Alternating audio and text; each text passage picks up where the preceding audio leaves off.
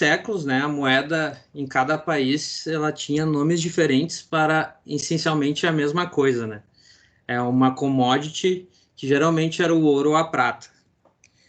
Mas só em 1870 que a gente teve um padrão monetário internacional, né? Então, como eu estava falando, esse senhorzinho aqui que foi com o pensamento dele aqui que a gente então foi implantado um sistema monetário internacional, foi baseado no padrão ouro, né? E ele serviu para promover o livre mercado, né? Tanto para auxiliar os comerciantes nos cálculos das transações deles e tudo mais. Então, o Estado, né? Qual é o papel do Estado? Não durou muito tempo e no início do século XX, os Estados-nação, então, descobriram que a melhor forma de aumentar o poder seria pela depreciação da moeda, né? Que é um meio que é menos doloroso para a população, né? Do que simplesmente aumentar os impostos. E hoje nós sofremos pelas duas coisas, né? Pela depreciação da nossa moeda e também pelos impostos. E aí, então, depois ali da Primeira Guerra Mundial, os governos nacionalizaram a própria moeda e removeu ela do setor das forças competitivas de mercado. E aí os economistas austríacos começaram uma batalha em direção a uma reforma, né?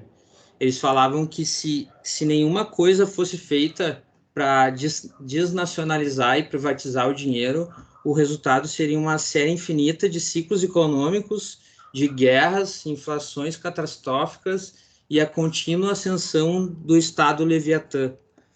E até para falar mais sobre essa imagem é a do livro desse carinha aí, o Thomas Hobbes, é a capa do livro dele, e o pensamento dele era que os seres humanos eram egoístas por natureza e com essa natureza eles tenderiam a guerrear entre si, né? Assim, exterminando uns aos outros, seria necessário daí um contrato social que estabelecesse a paz, a qual levaria os homens a abdicarem da guerra contra os outros homens. Então, que nós, os seres humanos, precisavam de um soberano, né? E aí ele fala sobre esse soberano como um Leviatã, que punia aqueles que não obedecessem esse contrato social. E aí, em 1971, com o fim do acordo lá de Bretton Woods, para quem não sabe, eu não sei se vocês estão ligados lá do acordo de Bretton Woods, que foi que foi um acordo lá que ele falava que o dólar americano tinha que ser lastreado em ouro, né? Então, com o fim desse acordo aí, o dólar não precisava mais ser lastreado em ouro e toda pessoa que quisesse trocar o dinheiro dela por ouro não tinha como mais, né?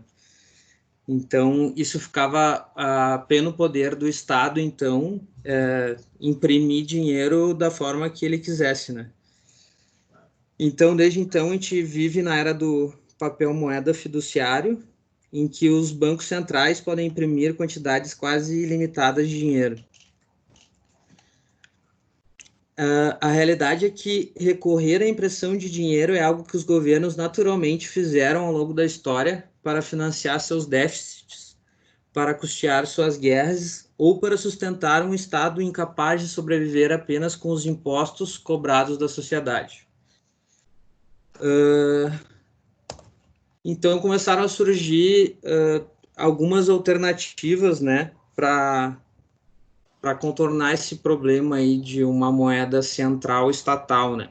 E aí surgiu em 1989 o primeiro projeto, que foi o DigiCash, tá? Foi fundado pelo David Shaw, que visava criar uma moeda digital para fazer transações anônimas e não rastreáveis, né? O início da ideia do Bitcoin, né? Só que todos esses projetos, como esse, o DigiCash, e também teve outros que vieram a surgir, como e-Gold. Eles barravam sempre no mesmo problema, que era o gasto duplo. O que é o gasto duplo, né? O gasto duplo é justamente tu gastar o dinheiro duas vezes, né? No mundo da TI, a gente tenta ilustrar isso como o envio de um e-mail, né? De um arquivo do teu computador para alguém. Tu vai enviar um e-mail e fica uma cópia daquele e-mail contigo no teu computador, né? Isso é o gasto duplo. E aí, para se livrar desse gasto duplo, sempre eles envolviam uma entidade terceira, né? Para fazer a gestão dessas transações e evitar esse gasto duplo. Só que aí acabamos sempre voltando pro passado ali, onde tinha uma agência central que comandava tudo, né? Então, em 31 de outubro de 2008, logo depois da quebra do banco Lehman Brothers lá, que acarretou naquela grande crise financeira lá do setor imobiliário, um sujeito com o nome de Satoshi Nakamoto enviou uma mensagem no fórum de discussão de criptografia, onde ele anunciava que estava criando um sistema de dinheiro eletrônico totalmente peer-to-peer, entre pares, né, e sem depender de um terceiro de confiança. E junto dessa mensagem ele anexava um paper de 9 páginas, onde estava descrito os principais conceitos.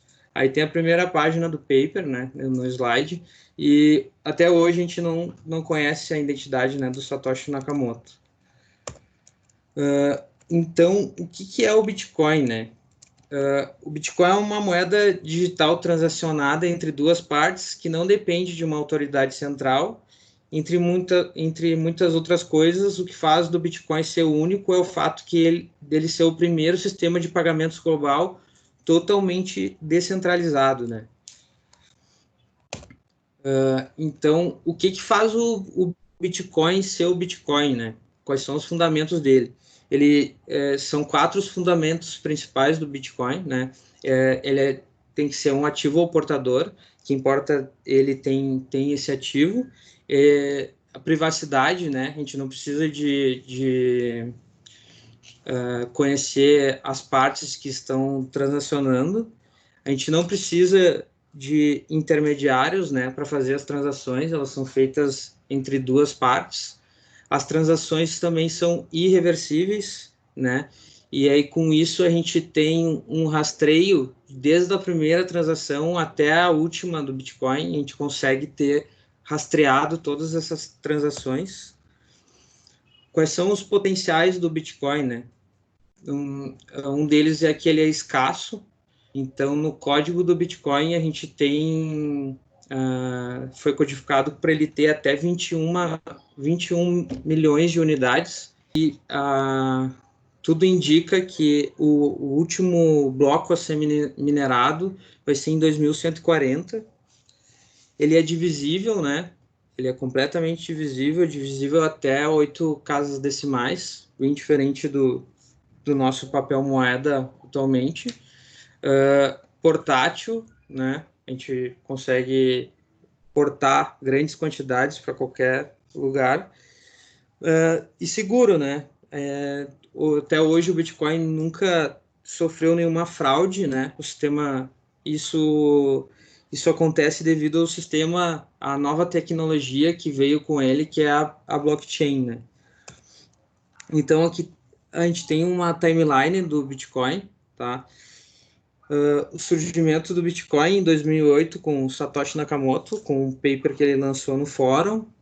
Em 2009, então, quando o Nakamoto ele disponibilizou o software, né, do Bitcoin, e aí sim foi minerado o primeiro bloco do Bitcoin.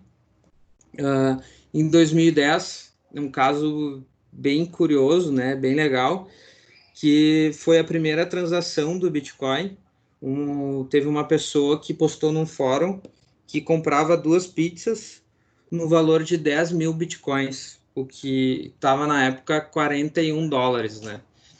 E 2 dias depois foi respondida e uma pessoa, se eu não me engano, essa pessoa estava em algum país da Europa, postou nesse fórum, e o cara que comprou, no caso, né, essas pizzas pro cara que estava na Europa, era um cara na Califórnia. Ele comprou pela internet e mandou entregar na casa desse cara, então, 2 pizzas e recebeu o pagamento de 10 mil bitcoins, o que equivale hoje a 94 milhões de dólares. E até hoje é comemorado todo. Eu não me lembro qual é o dia do ano exatamente, mas é comemorado o Pizza Day, né? Todo ano. Ó, o cara pediu uma pizza da Europa, meu. Aham. Imagina se ele tivesse hoje Que ele loucura. pensando, né? Deveria ter deixado de comer aquelas 2 pizzas, guardar aqueles. Aham. Cara, É a pizza mais cara da história, né? É a pizza mais cara da história. Ô, meu, aproveitando aí que a gente deu uma descontraída, eu tenho uma curiosidade, até não sei se saberia dizer, mas, tipo, que daí quando o cara lançou ali em 2008, lançou esse manifesto do Bitcoin e tal, como é que, tipo, como é que as pessoas começaram a adotar ele, sabe? Isso daí é um bagulho muito louco, assim, porque eles tiveram algum incentivo a alguém usar, tipo, uma oferta que, sei lá, se tu for pensar em bem conceito de negócios, assim, em startups e tal, as startups, quando elas vão lançar alguma coisa disruptiva e tal, e que não tem, tipo, não vai ter pessoas engajadas, assim. Então eu tenho um conceito que é o de oferta ultrajante, né, que eles chamam, que é tipo, Sim. vamos... o iFood, tá, estamos lançando o iFood e aí o primeiro almoço é frete grátis para vocês e tal, e aí vai consolidando, vai tendo uma base, né, de pessoas para usar. Então eles têm um investimento pesado inicial para poder dar essa oferta e aí chamar a gente para usar. Tu manja Sim. como é que se teve alguma coisa nisso no Bitcoin ou... Cara, pelo que eu sei, não teve nada. Foi só uma coisa de boca a boca, assim, ó. O cara Aham. pegou até porque ele é um anônimo, né? Mas assim, né, meu? Como a gente não sabe de nada, né? Mas, tipo, que nem aquele cara lá que fundou o DigiCash, que eu falei antes, esse cara já tava com todo o conhecimento já de criptografia um pouco. Isso foi em 89, né? Então o Bitcoin surgiu em 2008. Então tem um belo de um tempo aí, e eu acredito que quem entendia mesmo, né, de como funcionava tecnicamente o Bitcoin, via o potencial que ele tinha, entendeu? E aí foi indo assim, entendeu? Tanto que, cara, 10 anos eu já acho muito tempo, entendeu? Sim, E o Bitcoin ainda é uma criança. sim. O bagulho é totalmente desvinculado de qualquer entidade, né? O cara meio que Sim. largou na rede e tá aí, gurizada. Quem quiser, Não tem como pararem ele, né? É sim. impossível. É a internet, tentarem parar a internet. Não tem como. Então, 2013 ali é uma comparação que o Bitcoin ele aumentou significativamente, né? Até comparado ao preço do dólar. E em 2017 o Bitcoin bateu o recorde, né? Ele chegou a 17 mil dólares e foi o topo dele máximo até hoje. Em real dava uns 70 e poucos mil, né? Dava uns 70 e poucos mil, isso aí. e E hoje tá aqui, quanto? hoje tá 9.500 dólares, mais ou menos. Eu não sei quanto é que tá em reais isso. Então, Beleza. 50 e poucos. Hoje teve uma Real. altinha boa, subiu uns 50 dois. mil, Ah, redondinho. pode crer. E aqui umas opiniões de umas influências aí, né, sobre o Bitcoin. Tem o Slide Steve polêmico. Wozniak ali, que é o cofundador da Apple, né, que ele falou que era mais genuíno e real do que o dólar e superior ao ouro. Aí tem uma opinião do Bill Gates, que o Bill Gates falou que era uma força de tecnologia. E em contraste a dele tem a opinião do Charlie Munger ali, que acho que é o sócio do Buffett lá, né? Aham, sim. Que falou que o Bitcoin era um veneno de rato. E, Velho e, conservador, certo, né, cara? aham. E eles falaram isso no mesmo lugar, numa conferência. Eles estavam no mesmo lugar. E o Warren Buffett lá, ele estava junto também. E daí ele pegou e falou que. E perguntaram para ele o que tu acha, né? O Munger tá certo ou o Bill Gates tá certo? Daí ele falou, eu não sei, algum deles está certo. Não se comprometeu. Então tá, vamos começar então da parte como é que funciona, né? Então eu trouxe a imagem ainda dos tipos de rede que existem, né? A rede centralizada, que é como funciona o nosso sistema bancário hoje em dia, né? Ela tem um regulador central ali que detém de todas as informações, né? A gente tem uma rede descentralizada, que é como o Bitcoin funciona hoje, né? Então, a gente tem diversos nós na rede, né? Cada nó desse a gente pode falar como se fosse um minerador. Mas depois, mais à frente, a gente pode falar sobre isso. E tem uma rede totalmente distribuída daí, né? Que seria um exemplo dela, o Torrent. Uhum. Então, né, o que é a blockchain, né? Como que o Bitcoin funciona e como que ele é tão seguro, né? Então, blockchain, já pelo nome a gente diz, é uma cadeia de blocos, né? Uma corrente de blocos. E de acordo com a imagem aí que tem para vocês, é basicamente isso. Cada bloco ele contém as informações das transações e um hash, né? O primeiro bloco, no caso. Já os outros blocos, o segundo bloco, ele contém todas as informações das transações ali, e mais o hash do bloco anterior e o hash dele, né? E assim sucessivamente. Então, como é que isso funciona, né? Como eu tinha mostrado na imagem anterior aqui, ó, cada nó desse aqui é uma pessoa que baixou o software do Bitcoin, tá? Ele tem a rede ali do Bitcoin e ele está tentando fazer as validações, né? Das operações. Ele tenta fazer como é que eu vou dizer? A quebra dos problemas matemáticos, né? Que é feito pela criptografia. Então, tu tem que despender de um processador muito foda hoje em dia, né? E com isso tu consome bastante energia também, né? Então, que faz uma tarefa hoje ser bem cara, assim, né? Só que em recompensa disso, né? Em recompensa de tu tentar ficar fazendo as validações da rede, quando tu consegue validar, achar a solução de um problema, tu é recompensado com bitcoins, né? A rede te recompensa com bitcoins. Então, hoje, como funciona? A cada 10 minutos, mais ou menos, a gente tem um novo bloco ali. Então, um desses mineradores de Bitcoin, ele consegue não é desvendar, né, a palavra correta, mas ele consegue decifrar esses problemas matemáticos, né? E aí é adicionado um novo bloco.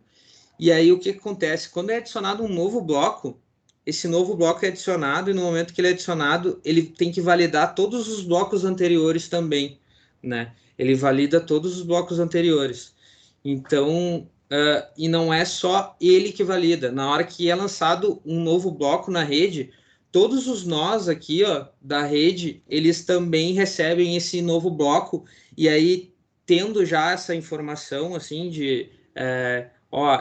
desse novo bloco e a chave dele, né, o do hash ali, onde ele entende que aquele bloco de fato contém as informações dos anteriores, ele valida isso, então esse bloco ele fica na rede, né, ele não é descartado.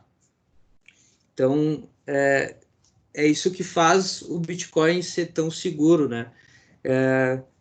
É a validação por todos os nós que tem na rede, né? Toda vez que é criado um novo bloco, que alguém consegue validar a criptografia de todas as transações desse bloco, né? O cara que tá minerando, como é que ele acessa os blocos já existentes? Tipo, esses blocos, eles ficam onde? Cara, o blockchain nada mais é do que uma base de dados, só que todo mundo tem acesso a essa base de dados. Se tu quiser hoje ter essa base de dados, tu tem, é só tu baixar o fonte, tá ligado?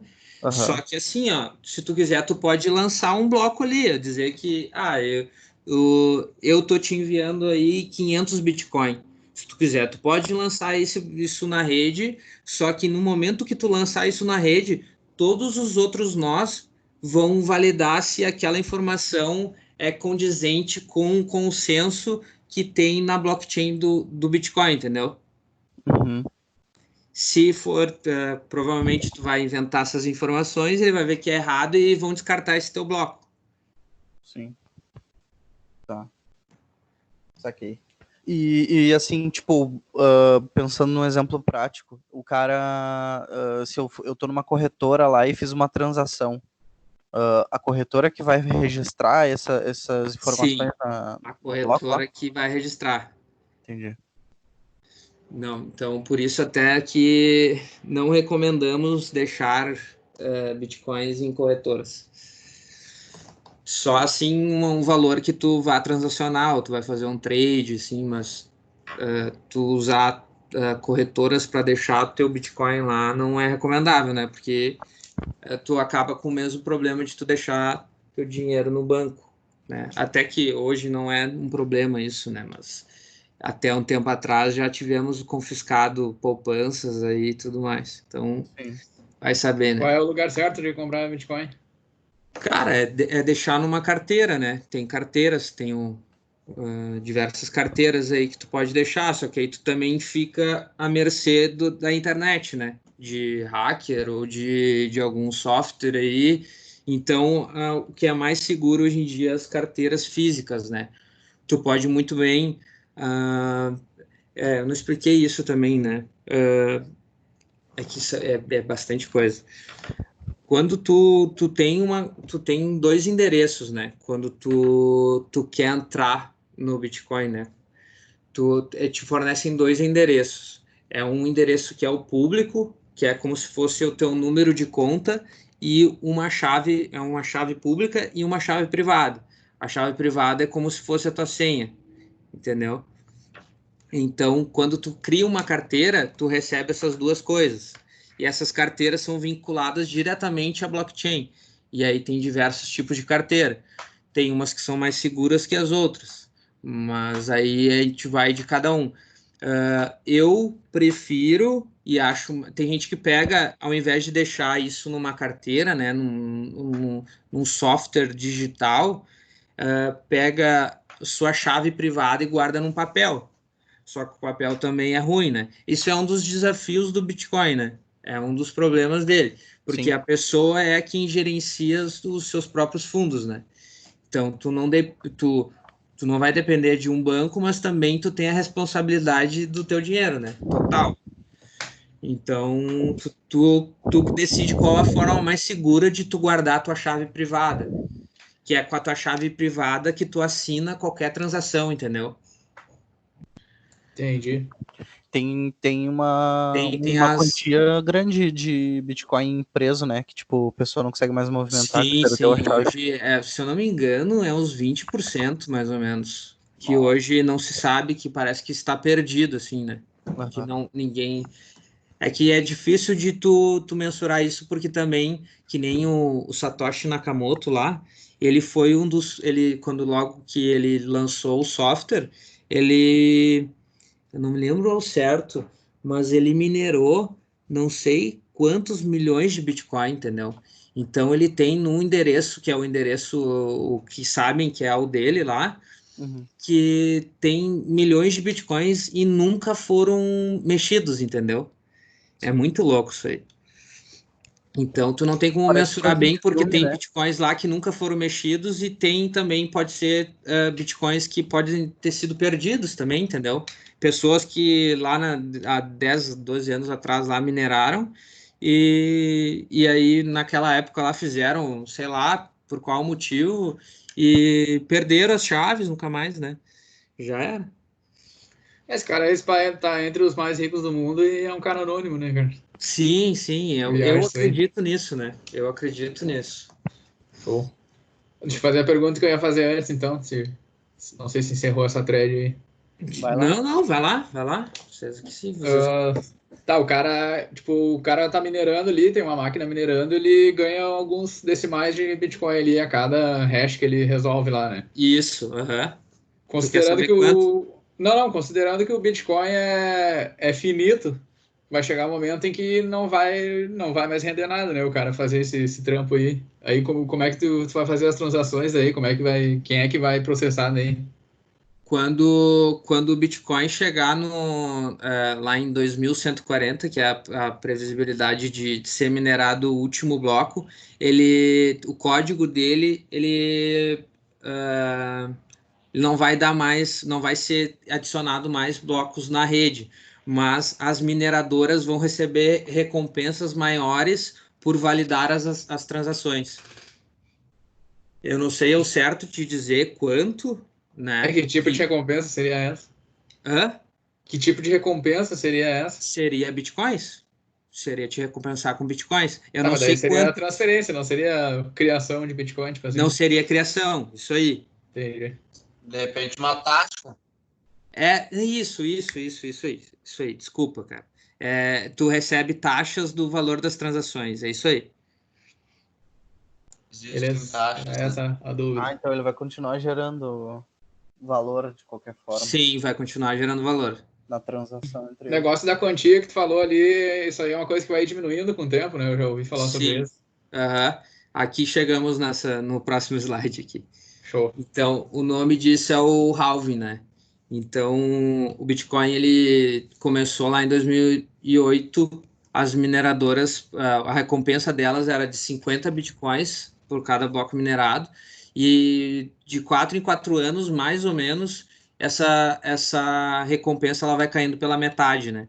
Então, em 2012 já caiu para 25, em 2016 caiu para 12,5 e esse ano caiu para 6,25, né? E aí, com essa diminuição das recompensas, o que que acontece, né? É o sistema contrário da nossa moeda atual, né? Que é impressa mais, né? Colocam mais lá em circulação, que ocasiona o depreciamento dela, né? E com o Bitcoin, como isso é o contrário, o preço, a gente vê o reflexo no preço também, né, disso, né? Então aí tem um gráfico que mostra os pontos dos halvings do Bitcoin, né? E o aumento de preço, né? Ao decorrer, depois do halving até, eu acho que aproximadamente 2 anos ali, ó, tu vê no primeiro halving de abril de até 2014 ali, o Bitcoin cresceu mais de 8.000%, né? O segundo halving do Bitcoin, no dia 9 de julho de 2016 ali, próximo também de abril de 2016, até ali, eu tô com uma coisa na frente aqui, mas vocês podem ver melhor, subiu mais de 2.000% ali, 2.875. Então, ele foi ali, ó, de preços que estava, e no primeiro halving ali, que estava em torno de $10, foi parar para $1.000, né? Em questão de 2 anos. E no segundo halving ali, tava por aí, né? $1.000, um pouquinho menos ali, foi a mais de $10.000. Bastante coisa. Qual foi o último halving que teve? Foi agora, em maio. Ah, pode crer. Ah, tu falou ali antes, eu acho. Aham, foi em maio agora. Não sei se você tem alguma pergunta aqui. O Bernardo tava com a mãozinha Não, levantada ali. na verdade, é a questão do preço mesmo do Bitcoin. Quais são sabe me dizer quais são os fatores que determinam o preço, assim, se é só a questão de quantidade de compra e venda do Bitcoin em si. É isso aí que determina o preço dele, cara. É compra e venda, é oferta e demanda. Certo. Mas Mas tem Isso. uns fatores E é por externos isso, que. e é exato. por isso que ele tem tanto valor. Eu ia Porque não perguntar. tem ninguém que fica determinando o preço dele, entendeu? Eu É ia per- simplesmente o mercado. Essa questão, tipo, coronavírus, assim, não influenciou em nada no preço dele, Não. não influenciou. Influenciou até Porque talvez tenha influenciado porque as pessoas provavelmente tenham comprado mais, né? Porque, sei lá, fazer uma proteção na carteira, alguma coisa assim, e aí vai e compra o Bitcoin. Deve Na ter essa verdade, questão. eu acredito que acontece uma ideia contrária, né? Porque as Pois pessoas é, têm o isso. Bitcoin como um investimento de alto risco, né? Aham. Então, É quando incerteza, acontece né, uma cara? Os caras começam a crise, vender. tu sai das coisas de maior risco, né? Só que ao meu ver, para mim, o Bitcoin é o que tem o melhor risco, é o que tem menos risco, né? É Ele complexo não, isso. Eu ele acho não que é tão, é. não é tão volátil, eu acho, né? O Bitcoin O é Bitcoin volátil é a bem full, volátil. bastante volátil. Só que isso não quer dizer nada o valor dele, entendeu? Se tu vê as coisas num ângulo menor, tu vai ver que o Bitcoin é bastante volátil, mas aí é Sim, volátil, ele está sempre crescendo, entendeu? Então, para mim, essa volatilidade não importa, entendeu? pode crer. Uma coisa que Pra tem falado bastante, assim, é que, tipo, até foi o que despertou meu interesse para o Bitcoin, foi porque o Bitcoin hoje, ele é meio que ele tá virando uma commodity, por isso que ele é um hedge de carteira, ele é e eu concordo com isso, assim, ele é um seguro de carteira, ele é Sim, algo mais, tipo, que nem o efeito que tem o ouro, por exemplo, a sim, prata e tal, então no momento em que a economia tá passando por turbulência, tá numa recessão e tem impressão de dinheiro e tem desvalorização de moeda e tal, esses commodities aí que são escassos e tal, eles tendem a valorizar muito. Tanto que sim. nessa crise o ouro valorizou pra caramba, a prata valorizou pra caramba, o Bitcoin também vai valorizar. Ele é um ativo escasso, por isso que, tipo, eu quero colocar ele ainda em carteira como um seguro também. Eu já botei um ETF de ouro, mas eu quero ainda ter um percentual em Bitcoin. Sim. Oriel, Oi. quando tu comentou aí ouro escasso, Bitcoin escasso, por que que hoje a gente não pode falar que dinheiro físico, o dinheiro que a gente conhece também é escasso? Seria porque eles podem a qualquer momento chegar e imprimir mais dinheiro? Não É, sei. exatamente por isso. É isso? Se tu for ver E- hoje, a Argentina. Os Estados Unidos, cara, Não, a Argentina, meu. A Argentina imprime. Eu vi ali o Perini tava postando que eles imprimem não sei quanto de dinheiro lá por dia. Eu não lembro o número, tá? Mas que tanto que a Argentina Sim. tá se afundando num é buraco. que eu acredito que os Estados Unidos ele imprime bastante dinheiro, mas é que não muda muito para eles, né? É que para eles abusam um pouco desse poder, tanto que tem um Sim, monte de economista ali, o Renoir, que eu falei para vocês lá, o Renoir, o Rittenband e tal, esses caras que são muito mais macro e são meio contrarians, assim, tipo, porque se tu for ver, 80% ou 90% de quem acompanha o mercado tá na euforia, que, estamos na crise e a bolsa tá estourando, nunca duvide do Brasil, isso e aquilo, ou, nunca aposte contra o Brasil, nunca aposte contra o mundo, os Estados Unidos e tal, tá tudo uma festa, mesmo no meio da pandemia. E aí esses caras, eles dão indícios, dão sinais ali de que, tipo, o mundo nunca teve tão frágil, tá ligado? Inclusive os Estados Unidos. Só que os Estados Unidos, Verdade. tipo, eles não têm um impacto na moeda deles, tanto assim, porque é a moeda referência mundial, é a moeda com mais poder, que é a referência do mundo. Então eles conseguem ter essa vantagem de imprimir dinheiro a rodo. Só que eles estão se fragilizando também. É um assunto que eu ainda não manjo muito, muito para falar assim com toda a propriedade, mas eu acompanhando esses caras aí, tipo, eu acredito nos caras, eu tô levando fé, muita fé. Tanto que eu tô mudando algumas filosofias ali, algumas estratégias da minha carteira, que é justamente isso. Eu nunca pensava em ter ouro em carteira, eu já botei ouro. Então, pensando em diversificar ao máximo, porque realmente a economia global tá fragilizada, tá ligado? Então, e é efeito de basicamente essa impressão de dinheiro aí para salvar dívida, governo governo, que nem o Greg estava falando ali, o governo que é ineficiente, que aumenta a dívida, e é um Estado que é muito caro, muito pesado, só tem dívida e não tem, só tem que continuar adquirindo dívida para se sustentar, porque, que nem o caso do Brasil, reformas que a gente está fazendo é para não fazer com que o país afunde, tá ligado, em dívida. Então, se tu for ver, ainda mais com essa crise aí, era para, acho que 90%, 80% do PIB do país ia estar comprometido com dívida, sabe? Então, é um bagulho bem, bem foda isso. E o Bitcoin é importante para esse cenário, assim.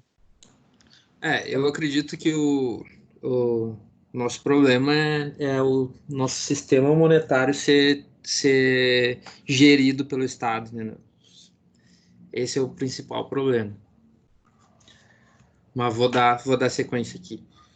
Deixa eu só fazer um comentário ali, que a gente estava falando da cotação do Bitcoin antes, que, tipo, é oferta e demanda, mas tem alguns fatores externos que eu acho que impactam também, porque, tipo, acho que foi o Japão que uns tempos atrás falou, beleza, agora o Bitcoin é moeda aceita no nosso país, tipo assim, daí isso aí deu uma valorizada full no Bitcoin, tipo, cada país que admite que o Bitcoin é de verdade, o bagulho vai subindo. Sim. Sim, aumenta a demanda. Aumenta a procura e a demanda, né? Quando uma população, uma região passa a adotar o uso dessa moeda, né?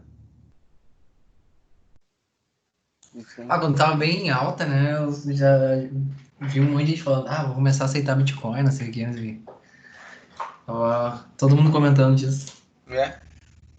É que rola um efeito, tipo, o pessoal começa a ver, tá sendo aceito, tipo, eu tenho que entrar nesse barco aí. E nesse momento aí é o perigoso de tu entrar. Não, é que daí o cara se fode. É balada, né? O cara que vai comprar na alta e vender na baixa. Mas assim, ó, se tu comprar e nunca vender, eu acredito que tu tá certo. Pode comprar em qualquer momento. Buy and hold de Bitcoin, né, cara? Alcançou. Tu acha que não tem como isso parar de ter interesse pelas pessoas que hoje têm interesse, por exemplo, sei lá, no mundo? Não, atualmente não. Pode ser que isso aconteça assim, ó, cara, há anos na frente, assim, ó. Não sei te dizer se mais de 10 anos, mas para o Bitcoin deixar de ser o que ele é hoje, dele ter esse pioneirismo dele, assim, ó, Sim. tanto por tudo que ele trouxe, assim, a respeito da tecnologia blockchain, né? Porque Bitcoin é uma coisa, né? Blockchain é outra totalmente desacoplada do Bitcoin e é uma tecnologia que está sendo comparada à nova internet, tá ligado? Então, para o Bitcoin perder esse pioneirismo dele aí, só se hoje em dia já temos projetos mais eficientes que o Bitcoin, mas ainda não tem como o Bitcoin perder essa dominância dele, porque ele já virou tipo como se fosse uma marca, entendeu? Por mais que as pessoas não utilizarem ele assim, ó, para fazer transações no dia a dia, as pessoas vão usar ele como uma reserva de valor. Ele não, eu acredito que ele não tem como, mas se acontecer isso, vai demorar muito tempo ainda. Posso fazer só complementar com uma coisa aí? Claro. Que é o seguinte, tipo, isso que tu falou é bem real, tá ligado? Porque tem normalmente essas empresas que são empresas, produtos que são disruptivos e tal, normalmente a marca vira o produto, tá ligado? Você dá um exemplo de vários aí, tipo Bombril. Exato. Daí se tu for ver, hoje, eu vou pegar um Uber, só que tu tá no aplicativo do 99, mas tu chama de Uber, tá ligado? Sim. É porque o pioneiro ali, normalmente ele associa a marca dele àquele produto. Então, qualquer coisa de blockchain, qualquer coisa de criptomoeda, quando vê, o cara, é Bitcoin, né? Bitcoin. Aí é um diferencial, uma vantagem competitiva dele, né, que ele vai ter. Sim. Não, deixa eu perguntar outra coisa. Diga. Eu acho que foi o Ethereum, né? Aquela outra moeda que teve uma treta que a comunidade lá se dividiu, não sei o quê. Alguns pararam de considerar uma moeda de verdade, outros não. Surgiu o Ethereum Classic. Isso. Que foi essa treta aí? Eu não sei muito bem o que é. Eu agora, de cabeça, assim, eu não vou lembrar o que foi a treta. Mas isso já existiu no Bitcoin também, né? É a comunidade do Bitcoin, tanto que hoje o Bitcoin tem vários forks, né? Ele tem o Bitcoin Cash, tem o Litecoin, tem outros derivados aí do Bitcoin também. E até tem os projetos que eu acredito que são superiores, sabe? Mas pelo que nem eu disse antes, pelo pioneirismo dele, eu acho que para ele ser dominado assim em valor de mercado, acho que é bem provável. Entendi. Meu, o que gera esse valor que nem... Talvez seja muito claro, mas eu não consigo compreender, né? Tem o ouro lá, que é um pedaço... É finito também, e tem um valor, né? Por que um Bitcoin hoje tem um valor? Porque as pessoas colocam esse valor, é a mesma coisa que o do valor do ouro. Ou do papel de real também. Uhum. O ouro ainda tem algumas qualidades, né? Que o ouro é usado em implante dentário, as pessoas utilizam como ornamento também, né? Ele tem umas qualidades a mais, né? Que o Bitcoin hoje não tem. Só que o Bitcoin também tem umas vantagens a mais, né? Mas o que coloca o valor numa coisa são as pessoas, né? Se as pessoas querem aquilo, aí vai decorrer da oferta e da demanda e aquilo vai aumentar o valor dela. Pois é. Ô, Greg, aproveitando aí esses derivados, fazer uma perguntinha. Tu tá 100% em Bitcoin ou tu tá diversificado em algumas outras? Eu estava antes diversificado em outras criptomoedas, mas atualmente eu vendi tudo e tô só em Bitcoin. Só Bitcoin. Uhum. Nessa linha aí, antes tu falou, né, que tu vai comprar e para não vender mais, a qualquer momento tu tá acertando, né? Assim como o resto da equipe aqui, que eu sei que já investe em algumas ações, também pensa assim de algumas empresas, né? Uhum. Porque, cara, o interesse no longo prazo é crescimento do patrimônio, não ficar tradando, por exemplo, com a Não, moeda. não ficar tradando. Agora, nos próximos slides, eu acho que vai ficar mais esclarecedora essa minha posição para vocês. Vamos meter.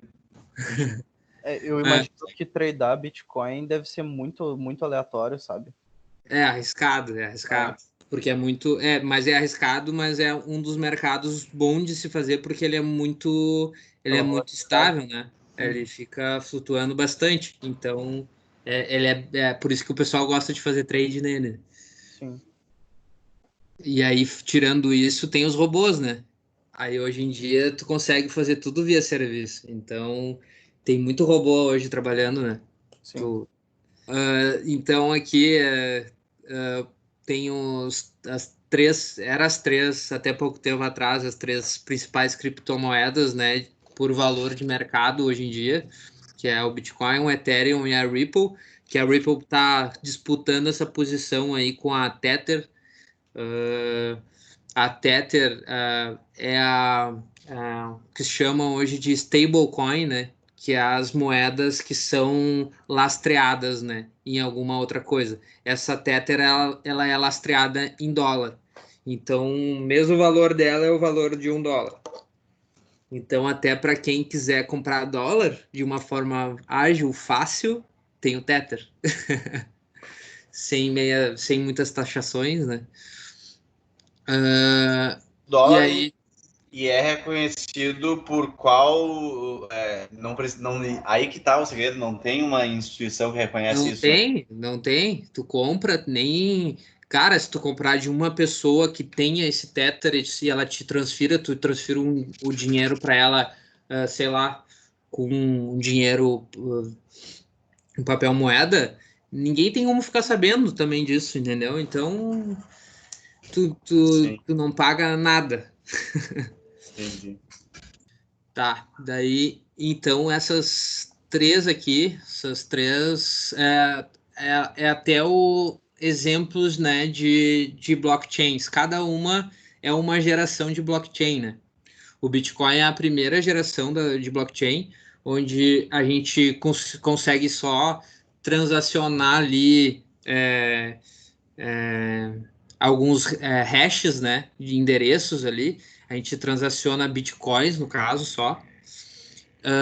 Temos a rede Ethereum, que eu acredito que ela é bem interessante, só que com o avançar da tecnologia vai surgindo umas coisas muito melhor, né? Mas basicamente o que é o Ethereum? O Ethereum é um upgrade ali da blockchain e ele permite contratos inteligentes, né? O que são esses contratos inteligentes? Em vez de ser só uma transação que tu está fazendo para uma pessoa, tu pode codificar essa como é que eu vou explicar? Tu codifica um contrato ali, é como se tu quisesse comprar uma casa, por exemplo, assim. Tu quer comprar uma casa, daí tu codifica, eu quero comprar uma casa no valor de 400 mil reais, sei lá, ela tem que ter isso, isso, isso, isso, isso, isso, isso. E aí tu lança na rede na blockchain da Ethereum. Quem tiver um contrato mais próximo, ou quem valida, como é que eu vou dizer? Tem que dar match com aquelas especificações. Tem que dar match. Se der match em todos os requisitos de que tu colocou ali nesse contrato, a transação já é feita automaticamente, entendeu? Então, isso para compra e venda de imóveis, para compra e venda de carros, para substituição de cartório, cara, tem uma infinidade de coisas, entendeu? Com licença, só para dar um exemplo, né? Imagina o cara jogar aqui, ó, 10 mil reais para cima e falar que quer comprar uma Mercedes 2012 automática, né? Sei lá. Uhum. E a hora que alguém tiver isso na rede, vai fechar uma transação, né? Seria isso que tu comprou? Não? Esse é um exemplo bem esdrúxulo, né? Claro. Não quer dizer que vai ser assim, né? Mas ninguém vai querer comprar qualquer Mercedes, né? Assim, mas tu vai ter a hora o que tu especificou ali quando tiver dematch nas condições, né? Sim. E claro que as condições que tu deve colocar ali são mais complexas do que isso que eu comentei, mas Sim. enfim. Não, e isso não exclui tu de pegar e fazer uma validação antes de tu fazer a transação, tá? Sim, um dos E parâmetros aí, pode ser quero receber a proposta e enxergar sim, daí. sim. E aí, tipo assim, ó, após isso, tu finaliza essa transação. Só que a tua codificação que tu fez ali era tipo assim, ó, tá, eu finalizo a transação, eu recebo esse dinheiro e esse dinheiro eu já quero automaticamente investir nessa empresa e uma parte desse dinheiro ir para tal lugar, e entendeu? Então tu codifica automaticamente tudo que tu quer fazer, entendeu? Tu dispara, tem diversas triggers ali, entendeu? Aham. Então, Faz uma baita de uma negociação bem complexa, de compra com mais de uma pessoa, né? sim, Compra, vende, daí se isso der certo, tu executa outra. isso, Seria talvez uma vida de planejamento teu, sim, de negociações que iriam dar certo, né? Vendi meu exatamente, carro, ganhei 50%, com isso eu consegui comprar um carro melhor, ganhei 30%, comprei uma exatamente, casa. Isso pode exatamente. Tu ser executado automatiza tudo. em um instante, basta toda essa cadeia fechar as Sim, condições. isso aí, é esse o pensamento. Irado. Tá, mas daí na prática, como é que o cara vai fazer isso? Tipo, ele vai programar as compras dele no. Eu não consegui ver isso acontecendo na prática. Penso eu Claro. assim, ó, na minha ideia, né? Eu tenho aqui um ativo hoje, sei lá, são 10 Ethereums, ou é o meu celular que está aqui do lado, e eu largo na rede uma ordem de venda por tantos por cento de lucro de algum valor já. Se isso der, e eu só quero que isso dê certo, se quando isso der certo, tiver uma outra compra minha para um novo celular já. Ou seja, eu sei que eu vou ganhar na minha venda 30% e eu vou comprar um outro aparelho que já é de meu desejo com um desconto de 40%. Então, se na cadeia tiver todas essas condições, né? Então, pode não ser só uma pessoa, vão ser 2 ou 3 pessoas, que esse negócio, esse contrato que eu criei e planejei, ele der match na rede inteira, né? Algumas pessoas se beneficiam. Então, vai ser um match no planejamento de vários contratos de pessoas diferentes, Isso imagino eu. Isso aí, belo exemplo aí que tu deu. Pode crer. Louco. É difícil é difícil do cara entender, né? Porque o negócio é bem meio complexo, assim, né? E parece um negócio meio futurístico, mas é o que nós estamos caminhando para isso, né? E aí, Vai lá, segue, vai. pode falar. Não, segue lá. E aí esse seria o exemplo de uma blockchain versão 2. E temos a Ripple, que é uma blockchain, no caso, versão 3. E o que seria a blockchain? A Ethereum daí tem suas desvantagens também, né? Porque tu só pode fazer esses contratos aí só quem está utilizando Ethereum, entendeu? Só para quem está na rede, na blockchain da Ethereum. Ela tem uma JVM lá da Ethereum e os contratos só podem acontecer se as pessoas postarem lá na blockchain da Ethereum.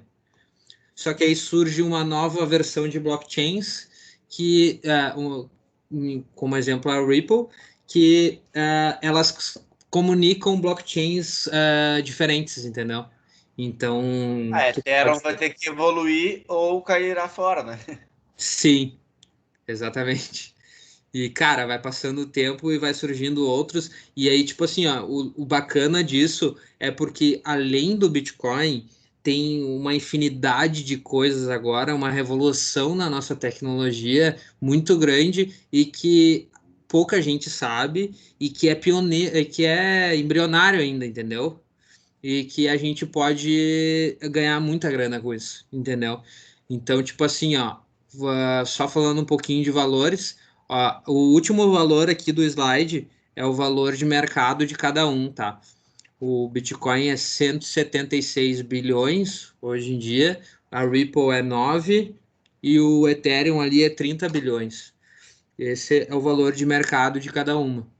O Bitcoin hoje ali a dominância dele é 61% do que as outras. Só que assim, ó, cara, tem muito projeto. Hoje no o CoinMarketCap lá, que é um dos sites principais assim que lista as moedas, né, as criptomoedas, ali eu acho que tem 200 listadas. Mas, cara, tem muito projeto bacana, tá ligado? Uns projetos assim que é muito revolucionário e pouca gente conhece, entendeu? E tá no início, tá no início. Se comprar hoje ali um pouco do teu dinheiro, isso tem um potencial gigantesco de crescer muito, entendeu?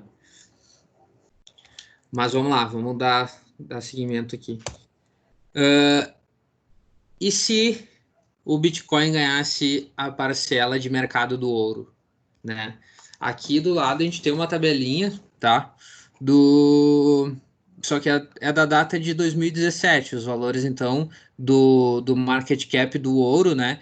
Naquela época lá ele estava em 7 trilhões e 700 bilhões, tá? Essa tabelinha aqui diz o seguinte, ó. Naquela época lá o Bitcoin estava valendo 7.069 com 69 dólares.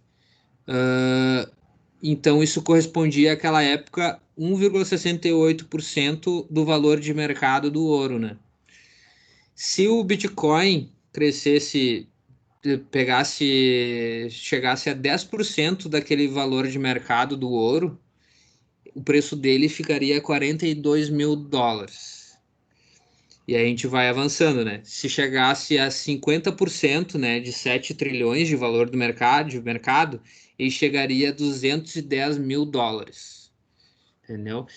Então, as estimativas até às vezes que a gente vê na internet, assim, que nem tem as estimativas que no próximo ano aí o Bitcoin vai chegar a 100 mil dólares, isso as pessoas até acham que é muito, é uma coisa que é falsa, mas isso é baseado em diversas estatísticas, tá ligado?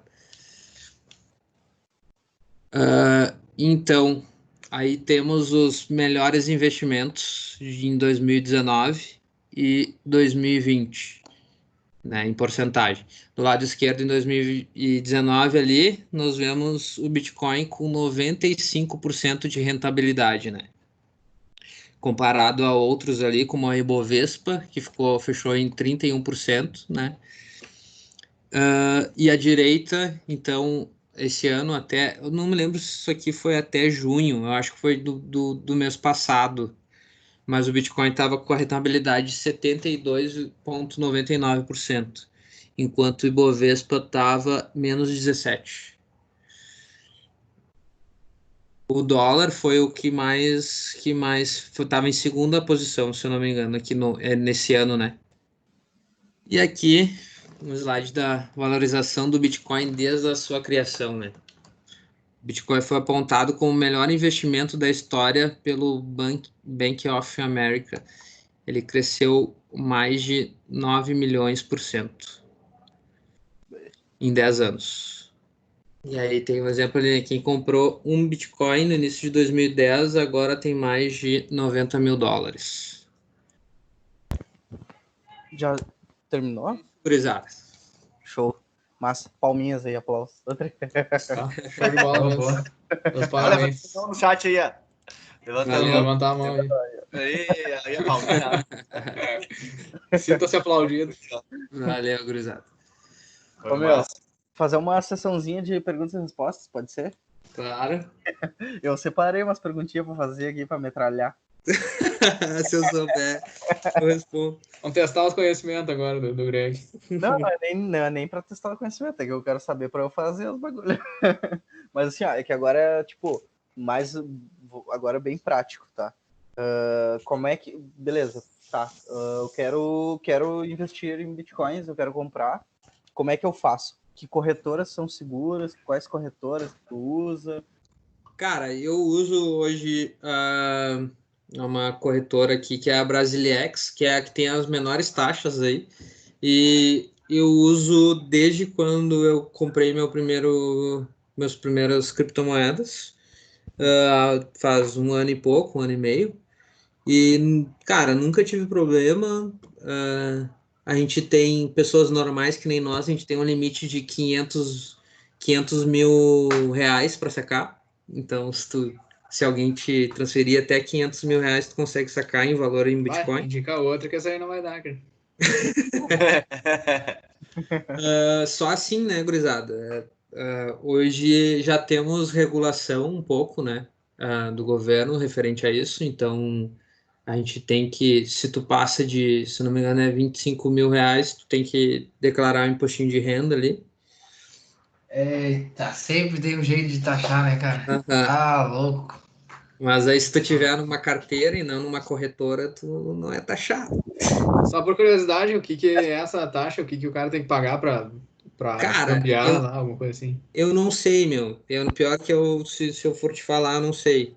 Não sei dizer. Mas a regulação lá foi que toda corretora tem que dar todas as informações de quem tem conta nessa corretora. E aí tem que passar todas as informações de transações que tu já fez e tudo mais, e o teu saldo.